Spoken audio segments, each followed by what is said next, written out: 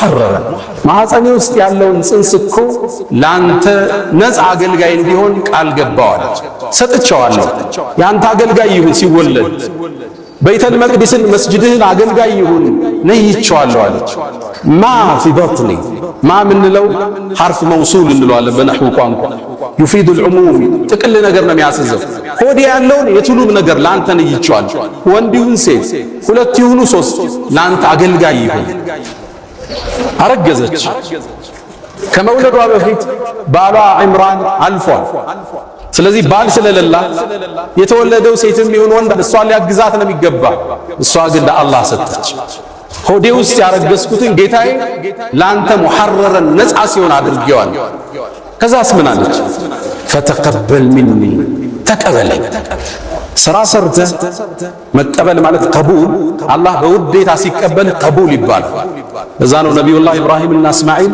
የካዕባን ግንብ ያነሱ ረበና ተቀበል ሚና ኢነከ አንተ ሰሚዑል ዓሊም ጌታችን ተቀበለ ኸይር ትሰራለህ ቁርአን ትቀራለህ ዘካት ትሰጣለህ እንዲቀበልህ ግን ሰማይን ታንኳኳለህ ጌታዬ ተቀበለኛል ኢነከ አንተ እኮ ሰሚዑን ዓሊም ሰሚነ አዋቂነ ዱዓዬን ትሰማለህ ዓሊም ንያዬንም የውስጤን ታውቀዋለህ ብላ ሰማይን አንኳኳች ፈለማ ወضعتها ልክ ስትወልድ ግን ወንድ አልነበረ ሴት ተወለደች የጠበቀችው ወንድ ሆኖ ዳዕዋን የሚያግዝ የዒምራንን የባሏን ኃላፊነት የሚወጣ መስጂድ የሚኸድም በኒ እስራኤሎችን ለማቅናት የሚታገል ሰው እንዲሆን ነው ንያዋ ሴት ወለደች ደነገጠች ቃለት ብላለች ረቢ وضعتها انثى ሴት እኮ ወለዱ ሴት ደግሞ እንደወንድ አይደለም አላህ ምን እንደወለደች ጠብቆ ያውቃል ግን ይሁን አለች ወኢኒ ሰመይቱሃ መርየም ስሟን መርየም ብየዋለሁ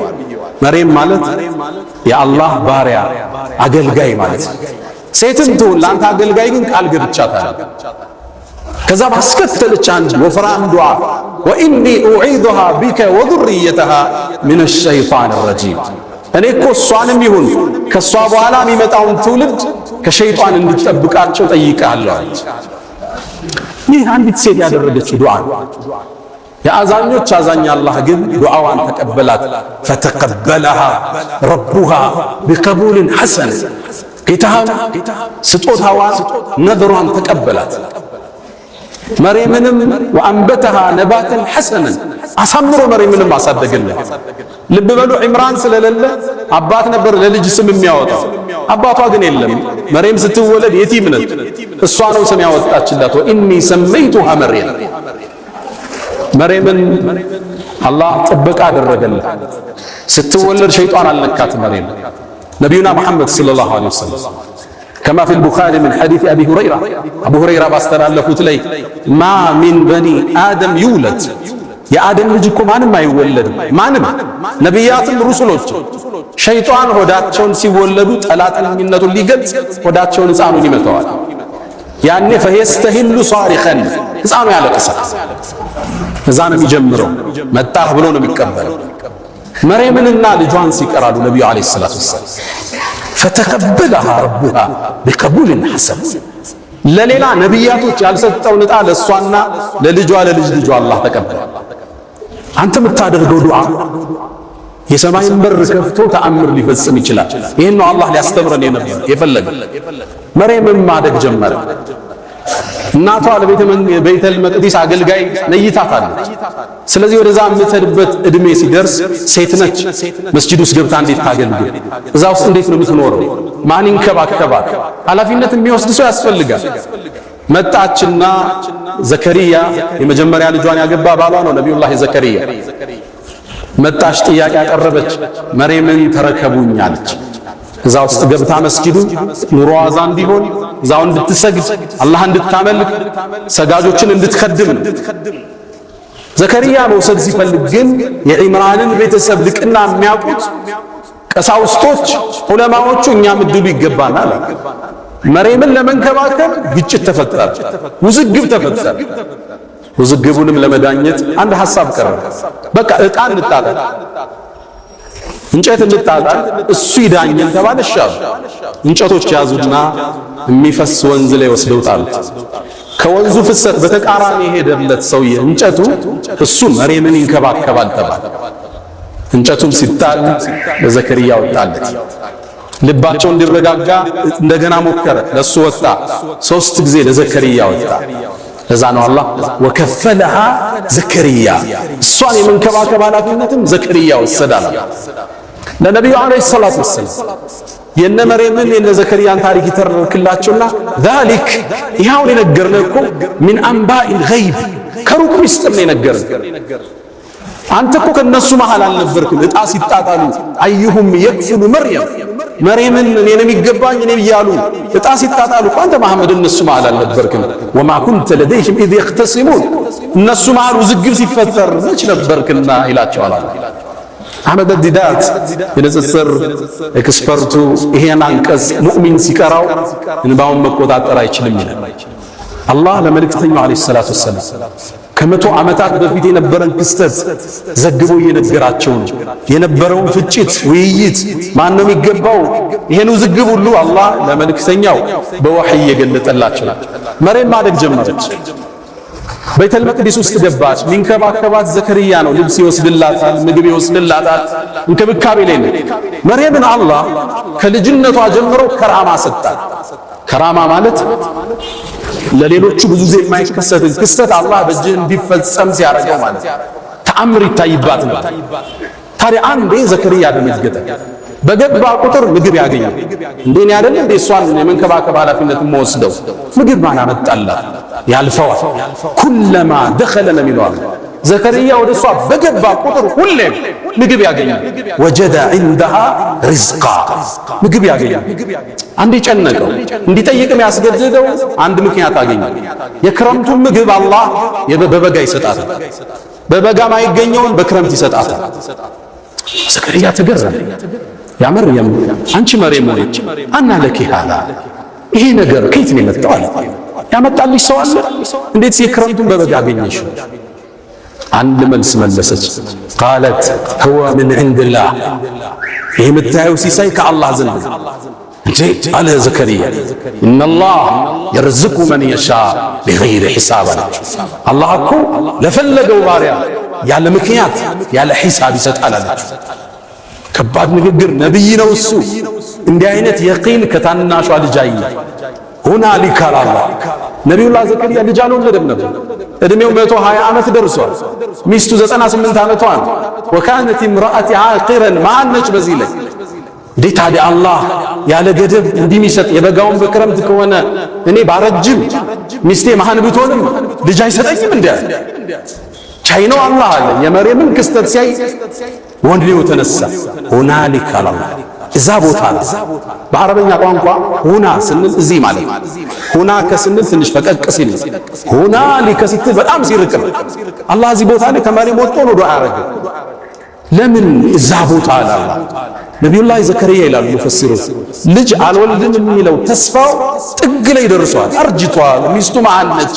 እዛ የመነመነ ተስፋ ዳርቻ ላይ ሆኖ ዱዓ ወደ ሰማይ አንስ ረቢ ሀብሊ ሚን ለዱንከ ዙርየተን ጠይባ ኢነከ አንተ ሰሚዑ ዱዓ። አላህ ወይ ልጅ ስጠኝ፣ ዱዓን ተቀባይ ነህ አንተ። በእርግጥም አላህ የሕያ የተባለ ልጅ ሰጠ። መርየም ማደግ ጀመረች። ዒባዳዋ የበዛ ነበር። ሶላቷ የበዛ ነው። ዚክሯ የበዛ ነው። ሌት ተቀን ዒባዳ ላይ ነች። አላህ ለትልቅ ዓላማ እያዘጋጃት ተአምር ምድር ላይ በሷ ሊከስት ነው አለ። መላእክት ላክ አንዴ እየሰገደች እያለ መላእክት ጠሯት። አንቺ መርየም አሏት። ማን ነው የሚጠራኝ? መላእክቶች ነበሩ። ኢነላህ አስጠፋኪ አላህ መርጦሻል አንቺ ወጠኸረኪ አስድቶሻል ወስጠፋኪ ዐላ ኒሳኢል ዓለሚን በዘመንሽ ካሉ ሴቶች ሁሉ አንቺን አላህ መርጧል አሏት። ያ መርየም አንቺ መርየም ወቁኑቲ ሊረቢኪ ወስጁዲ ወርከዒ መዐ ራኪዒን ከሰጋጆች ጋር ኢባዳሽን ጠንክሪ ለትልቅ ዓላማ ታጭተሻል አሏት መላእክቱ። መርየም አደገች። እድሜዋ እየገፋ ሄደ። 17 ዓመት እንደሆናት በአንድ በተባረከ ቀን ወደ ምስራቃዊ ቦታ ከቤተል መቅዲስ ለቃ ሄደች። እዛ ቦታ ስትሄድ ከሰማይ ሰማያት ሌላ መልእክት ተላከ። መልአክቱ ጅብሪል ሐዋውን እየቀዘፈ ፊት ለፊቷ ተከሰተ። ክስተቱን ቁርአን በሚያምር መልኩ ተርኮታል። ይሄን ትረካም የኛው ነጃሺ ይሄ መስጂድ የተሰየመላቸው ታላቁ ንጉስ ሲሰማ እንባቸውን መቆጣጠር አልቻለም። አላህ እንዲህ ይላል ወዝኩር ፊል ኪታብ መጽሐፍ ውስጥ አውሳ መርየምን አውሳ ኢዝ እንተበዘት ሚን አህሊሃ መካነን ሸርቅያ ከቤተሰቧ በምስራቃዊ በኩል ተገንጥላ በሄደች ጊዜ ፈተኸዘት ሚን ዱኒሂም ሒጃብ ራሷን ጋርዳ ወደ ዒባዳ ወደ ተፈኩር ቁጭ አለች መሬት። ፈአርሰልና ኢለይሃ ሩሐና እኛም ጅብሪልን ላክነው። ሩህ ስሙን ጅብሪልን አላህ ሩህ ይለዋል። የሰው ልጆች ሩህ ህይወት የሚገዛበትን ነገር ይዞ ስለሚመጣ ወህይን ስለሚያወርድ ማለት ፈአርሰልና ኢለይሃ ሩሐና ጅብሪልንም ላክነው። ፈተመሰለ ለሃ በሸረን ሰውያ የተሟላ ሰው ሚያምር ቆንጆ ወጣት ሆኖ ፊቷ ተሰየረ። ጋርዳ ተቀምጣለች። በየት ገባች? ደነገጠች። እኒ አዑዙ ቢረሕማን ሚንክ እኔ በአርረሕማን ካንተ እጠበቃለሁ በአላህ ኢንኩንተ ተቅያ አላህ የምትፈራ ከሆነ ራቀኝ አለች። ጅብሪል መለሰ ቃል እነማ አነ ረሱሉ ረቢኪ እኔ ጌታሽ መልእክተኛ ነኝ። ሊአሀበ ለኪ ጉላመን ዘኪያ ምርጥን ጽዱን ልጅ ልሰጥሽ ነው የመጣው። በሌላ አነባበብ ሊአሀበ ለኪ ሚለው ሊያሀበ ለኪ ጌታሽ ሊሰጥሽ በሚልም ተነበበ። ሁለቱም ተመጋጋቢ ናቸው። ጅብሪል እንደ ሰበብ ስላደረሰ ልሰጥሽ አለ። እሷም እንደ ብስራት አልቆጠረችው። እንዴት ሊከሰት ይችላል? እኔ ትዳር ይዤ ከባሌ አረገዝኩ አይባል፣ አሊያም እማምስ ጋለሞታ አይደለሁም በዝሙት ምሰራ ልጅ እንዴት ሊኖረኝ ይችላል አለች። ጅብሪል ቃል ብሎ አለ ከዛሊክ ነገሩ እንዳልሽው ቃለ ረቡኪ አላህ ግን ይልሻል ሁወ ዐለይሂ ሀይን ይሄን ተአምር መከሰት ለኔ ቀላል ነው ብሎሻል። ወሊነጅዐለሁ አየተን ሊናስ አላህም ለሰው ልጆች ምትወልጂውን ልጅ የተአምራት መገለጫ ሊያደርገው ወረሕመተን ሚና ከአላህም ዘንድ እዝነት ሊሆን እሱን ለተከተሉት ወካነ አምረን መቅድያ መርየም ይሄ ጉዳይ ከላይ ውሳኔ አልፎበታል አላት ጅብሪል። ከዛም ነቢዩ ዓለይሂ ሰላቱ ወሰላም ይላሉ ጅብሪል ወደ ማዕፀኗ እፍ አለባት። መርየም ወዲያውኑ አረገዘች። ስታረግዝ እቺ ብዙ ሴት ነች፣ በዒባዷ የምትታወቅ ነች። እርግዝናዋን እንዴት ትግፋው? እንደምንም ደብቃ በአምልኮ አሳለፈችው። ዘከርያ ተንከባካቢዋ ነው። ሲያያት ያረገዘች መሰለች። ከዛም ጠጋላት። አንቺ መርየም አላት አንድ ዘር ያለ ሌላ ዘር ይበቅላል እንዴ አላት። እየጠየቃት መጀመሪያ ዘር የፈጠረው ያለ ዘር አይደል አለች። መልሷ ከበደ። አስከተለላት አንቺ መርየም ወይ አንድ ሰው ያለ አባት ልጅ ሊኖረው ይችላል እንዴ አላት። አዎን አባታችን አደም ያለ አባትም ያለ እናት አይደል የተወለደ አለች። መልሷ ከበደው። ፊት ለፊት መጣላት። መርየም ሆይ አርግዘሻልና ሚስጥሩን ነገረችው። ዘከርያ ሆይ መላእክት መጥቶ አብስረው ከሰማይ መልአክ መጥቶ እንዲህ ተከስቷል ብላ ነገረችው። ዘከርያ ይህን ክስተት ያውቃል። ምጧ እየጨመረ ሄደ። ማንተኗ እርግዝናዋ በትክክለኛው የሙፈሲሮቹ ንግግር 9 ወር ቆይታለች። የመጨረሻ የመውለጃ ጊዜዋ ሲደርስ ተገንጥላ ከቤተሰቦቿ ራቀች። አዋልዱኝ እንዳትል ከማን አረግዝኩ ልትል ታገሺ ብሏታል አላህ። ተአምር ሊከሰት ነው ብሏታል። ብቻዋን ርቃ ሄደች። መካንን ቀስያ ነው የሚለው አላህ። ከዛም የደረቀ የትምር ዛፍ አለ፣ እሱን ተደገፈች። ምጡ መጣባት። ልብ በሉ የ17 ዓመት ወጣት፣ በዚህ ላይ ድንግል ነች። አዋላጅ በዙሪያዋ የለም። ምጡን ብቻዋን ያማጠችው። ምጥ ከባድ ነው ድንግል ለሆነች ሴት። ታዲያ መርየም ልትወሳ ይገባት? ምጡ ውስጥ ስትገባ ልጁ እየተወለደ ነው። አመማት። ከዛ ደግሞ ልጁን ወልዳ ይዛው ልትሄድ ነው። የታመጣሽ ሊባል ነው። አባቱ ማን ነው ሊባል ነው። ጭንቅላቷ ፈረሰ። ፈቃለት ያ ለይተኒ ሚቱ ቀብለ ሃዛ ከዚህ በፊት ሙቼ በነበር ምን አለ ወኩንቱ ነስየን መንስያ ተረስቼስ በነበር አለ። ወዲያው ዒሳን አላህ አወጣው። ልጇን ኢየሱስ ተወለደ። ፈናዳሃ ሚን ተሕቲሃ መላኢካን የተጣራት አሊያም ልጇ ነው ይባላል። ልጇ የሚለው ቀውል አሳሕን ምነው ለሚቀጥለው ተአምር መንደርደሪያ ስለው ፈናዳሃ ሚን ተሕቲሃ አላህ ዒሳን አናገረው ከሆዷ እንደወጥ አትዘኝ ብይ ጠጪ ውሃም እዚህ አለ ዛፉንም መታ አርጊው ቴምሩንም በያለ ተረጋጋች። እሱም በላች፣ ውሃውን ጠጣች፣ ኃይሏ ተመለሰ። ይሄን ሕፃን ልጅ አዝላው መርየም ወደ በኒ እስራኤሎች መጣች። ድሮም ክፍተት የሚፈልጉላት ብዙ ሰዎች ነበሩ። በዒባዳዋ መሻይኾቹን ሁሉ በልጣ ጥርስ የነከሱባት ብዙ ናቸው። ይሁዶቹ አይወዷትም ነበር። ልክ ይዛው ስትመጣ ዛሬ ጾም ያለው በያትና ገሪ ተብላለች። ወደ በኒ እስራኤል ይዛው መጣች። ፈአተት ቢሂ ቀውመሃ ተሕሚሉ ተሸክማው ይዛው መጣች። ሕዝብ ተሰበሰበ። ያ መርየሙ ምንድነው ይሄ ጉዳይ? ለቀድ ጅእቲ ሸይአን ፈሪያ ከባድ ነገር ይዘሽ የመጣሽው የአኽተ ሃሩን። በእነሱ አገር ሃሩን የሚባል ሰውዬ ነው። በዒባዳው የታወቀ ነው ከወንዶቹ። ስለዚህ እሷንም እንደ ሃሩን በዒባዳዋ ጠንካራ ነች ነበር የምትባል። አንቺ የሃሩን ጓደኛ መሳይ ሆይ ምንድነው ያመጣሽብኝ? አባትሽ መጥፎ ሰው አልነበር፣ እናትሽ ዝሙት ሰሪ አልነበረች። ይሄ ልጅ የት መጣ? መቼ ነው ያገባሽው? ከየት ወለድሽው? ፈአሻረት ኢለይ ጾም ያለው በይ ተብላለች። ወደ ነቢዩላህ ዒሳም አመላከተች። ሕፃን ነው ገና የተወለደ ጫቅላ ነው። ከዛ ተገረሙ። ከይፈ ኑከሊሙ መን ካነ ፊል መህዲ ሰብያ፣ እንዴት የታዘለ ሕፃን እናወራለን? አትቀልጅብን፣ ምንድነው ሚስጥሩ አለው። አላህ ነቢዩላህ ዒሳን እጇ ላይ እያለ አናገረ። ቃለ ኢኒ ዓብዱላህ፣ እኔ አላህ ባሪያ፣ አታኒየል ኪታብ፣ ለወደፊት መጽሐፍን ይሰጠኛል። ወጀዐለኒ ነቢያ፣ ነቢይ ማለት ነው። ወአውሳኒ ብሰላቲ ወዘካቲ ማ ዱምቱ ሐየን ወበረን ቢዋሊደቲ፣ መርየምንም ሊያጽናናት ነው። ለእናቴም ደግ አርጎኛል። ወለም የጅዐልኒ ጀባረን ሸቂያ ወሰላሙ ዐለይ፣ እናቱን አሁንም ያጽናናት ነው። በእኔ ላይ ሰላም ይስፈናል ሕፃኑ ኢየሱስ። ወሰላሙ ዐለይ የውመ ውልድት ወየውመ አሙት ወየውመ ኡብዐቱ ሐያ። አላህ ያለ አባት ልጅ ፈጥሮ ለብዙ እስራኤል አሳያቸው። ሁሉም ነገር ቻይ ጌታ እንደሆነ ገለጠላቸው። ሕፃን ልጅ እንደማይናገር ያውቃሉ። አናግሮ አላህ አሳያቸው። ይሄ ሕፃን ነገ ትልቁ ነው ይላካል፣ ተከተሉት ማለት ነው። አላህ አስከትሎ ምን አለ? ዛሊከ ዒሳ ብኑ መርየም፣ ኢየሱስ ማለት እንግዲህ ይሄ ነው። አላህ እኮ ልጅ ሊይዝ አይገባው፣ ሱብሓነ ጥራት ይገባው።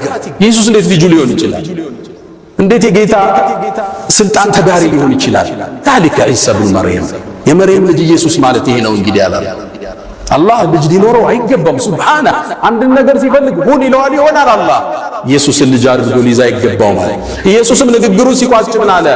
አላህ እኮ ረቢ፣ የኔ ጌታ እሱ ነው። ወረብኩም፣ የእናንተም ጌታ ፈዕቡዱ፣ ተገዙት።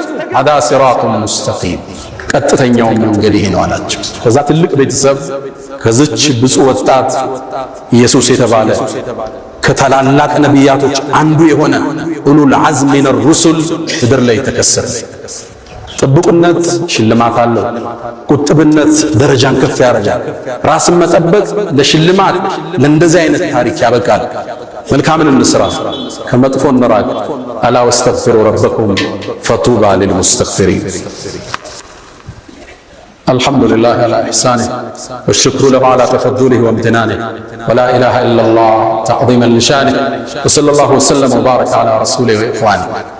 ውዶች መግቢያ ላይ እንዳልነው የዛሬ ኹጥባ ዓላማችን ይሄ ሶሻል ሚዲያው ወጣቱን ፈተና ውስጥ ከቶታል።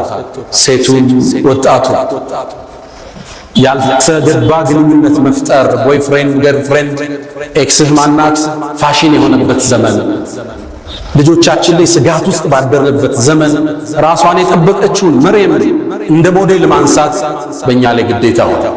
ራስን የጠበቀች ብፁዕ የነበረች በድብቅም በግልጽም አላህን ያላመፀች ለከፍታዋ መነሻዋ ቁጥብነቷ የሆነን መርየም ዛሬ አውስተናል። እንደምታውቁት ወደ ስሜት የሚጠራን ነገር ብዙ ነው። ማዕበሉ ከባድ። ድሮ ሴት ለማየት ከቤት መውጣት ግድ ይላል። አሁን እጆች መሃል የዓለም ሴቶች አሉ ሞባይል ውስጥ። ይህን ፈተና ማለፍ ለዚህ ወጣት ፈታኝ የሆነበት ዘመን። ተደብቆ የሚጎረጉረው ነገር ብዙ። ድብቅነት ተደብቀ የምታደርገው ኻፊደቱን ራፊዓ፣ ሚሰቅልህ ሚጥልህ እሱ። አደባባይማ ችግር የለም ለሰው ልታስመስል ትችላለህ። ግን አንተና ሞባይል ብቻችሁን ስትቀመጡ፣ አንተና ሴክሬታሪ ብቻህን ስትሆኑ፣ አንተና እገሊት ብቻችሁን ስትሆኑ ያኔ አላህ አንተን ያያል። መርየም ራሷን ጠበቀች። ከፍታን አላህ ሰጣት። ለምእመናንም ሞዴል አደረጋት። ወለቲ አሕሰነት ፈርጃሃ ያቺ ሀፍረተ ገላዋን የጠበቀችው ብሎ አላህ በክብር ያነሳል። ብዙ እህቶቻችንን እንመለከታለን ሶሻል ሚዲያ ላይ ብሎግ ሰሪ ሆነዋል። ከንግድ ጋር ማይገናኝ ጀስት ራስን ለመሸጥ ቁንጅናን ለመግለጽ ትዳርን ለመፈለግ ቲክቶክ ላይ ልታያቸው ትችላላችሁ።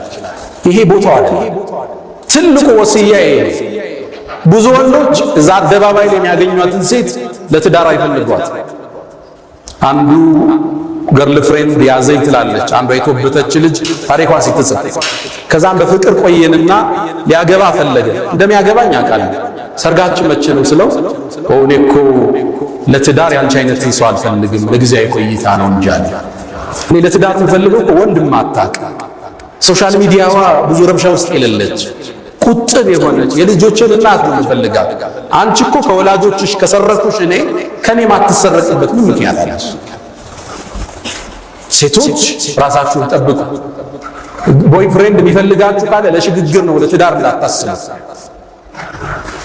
ሌላኛው አንዱ ቦይፍሬንድ ጋር ሆኖ ቆይ ከዛ እንጋባ ስትለው አንቺ ሙእሚን ነሽ አላት። አዎ አለች። ኢነመል ሙእሚኑነ ኢኽወቱን አላት ይባላል። ታዲያ ሙእሚኖች እኮ ወንድማማች ናቸው አላት።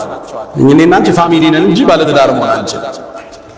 ራስን መጠበቅ መልካም ዕጣን አያስመልጥም፣ ሽልማትን አይቀማም። ወዳጆች የነቢዩላህ ሹዓይብ ልጅ ወደ ሙሳ ስትመጣ አመጣጧን አላህ ገልጾታል። ወጃአት ኢሕዳሁማ ተምሺ ዐለ እስትሕያ ራሷን ጠብቃ መጣች። ሙሳን የመሰለ አላህን ያናገረን ነቢይ ማግባት ቻለች። ሐያዋ ከትዳር አላገዳት።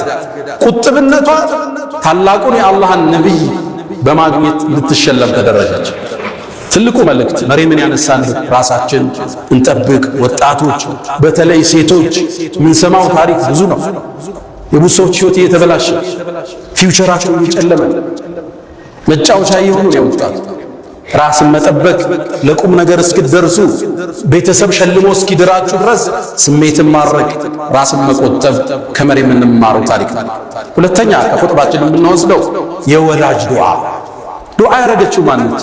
የመርየም እናት ነበረች። አላህ ግን ዱዓዋን ተቀብሎ እሷንም የመርየምን ዘሮችንም ከሸይጣን አላህ ጠበቀ። መርየምን ለከፍታ በቃት። ወላጆች ልጆችን በማሳደግ ተቸግረናል። ሞባይል ትቀማዋለህ፣ ዙሩ ሞባይል ያነሳል። ቲቪ ሲዘጋበት እዛኛው ጋር ይገባል። ልጅም ማሳደግ ፈታኝ ዘመን ነው። ይሄ በጥርቢያ ብቻ እናልፈው እንዲቀራ በመቆጣጠር ብቻ አንችለው። ዱዓ የሚባል መሳሪያ አላህ እንዲያገረው ለልጅ ብቻ የሚደረግ ዱዓ። ከሌሊቱ ስትነሳ፣ ጾመ ስታፈጥር፣ ሰግደ ስትጨርስ ልጄን አስተጋግል። ፉደይል ብን ዒያድ ታዋቂው ታቢዒን አንድ ዱዓ አለው። አላሁመ ልጁ ነበር አስቸገረ፣ ይመክረዋል፣ አይሰማውም፣ ይረብሻል፣ አመፀኛ ሆነ። ጨረሻ ሌሊት ተነሳና አንድ አቤቱታ አቀረበ። አላሁመ ኢኒ ዐጀዝቱ አን ተርቢየት ወለዲ፣ ልጄን ማስተካከል አልተሳካልኝ፣ አንተው አስተካክለው። እሱም የሚመስል ምርጥ አላህ አረገ። ልጆች ዱዓ ይፈልጋሉ። 90% ዑመሩ ዱዓ። ከሌሊቱ ተነስታችሁ ዑምራ ስትሄዱ ሐጅ ስትሄዱ 90% ዱዓችሁ ለልጆቻችሁ አለ። በዱዓ አላህ በተአምር እንዲቀይራችሁ በቁጥጥራችን። ቴክኒካቸው ብዙ ነው ልጆቹ። በቴክኖሎጂውም ትንሽ ተራምደው በልጠውና የሰጣቸውን ሞባይል ቆልፈው በራሳቸው መንገድ ይጠቀሙታል። ዱዓ ከመርየም እናት የምንማረው። ሶስተኛው ኢየሱስ አለይሂ ሰላም፣ ነብይ ኢሳ የተከበረ የአላህ ነብይ፣ መርየም የተከበረች ብፁዕ ቅድስ። የሁዳዎቹ ዲቃላ ናት አሉ። ነሷራዎቹ ጌታ የጌታ እናት አድርገው አመለኳቸው። እስልምና መሃለኛውን መንገድ ይዞ መጣ። ጌታ አይደለች፣ የጌታም ልጅ አይደለም፣ ግን እሷ የተቀደሰች ሴት ነች። ቁርአን ውስጥ ስሟ 33 ጊዜ የተጠቀሰች ሴት ነች። ብፁዕ ነች። ጅብሪል መጥቶ መንፈስን የከተተባት ሴት ነች። ክብሯን አላህ እስልምና አቦ ይህም ብዙዎቹ ያሉ አስታውሳለሁ። እስር ቤት ላይ ያሉ ብዙ ሰዎች እስልምናን ተቀብለዋልና አንዴ ከአንዱ ጋር ክርክር ሳደርግ እስልምናን ሊቀበል ወሰንና መጨረሻ ግን እኔ እኮ ኢየሱስን ወደዋለሁ፣ እንዴት ነው ጥዬ የምመጣ አለኝ። ኢየሱስን ጥለህ እንዳትመጣለህ፣ ጥለህ ከመጣማ ሙስሊማቱንም አሉ።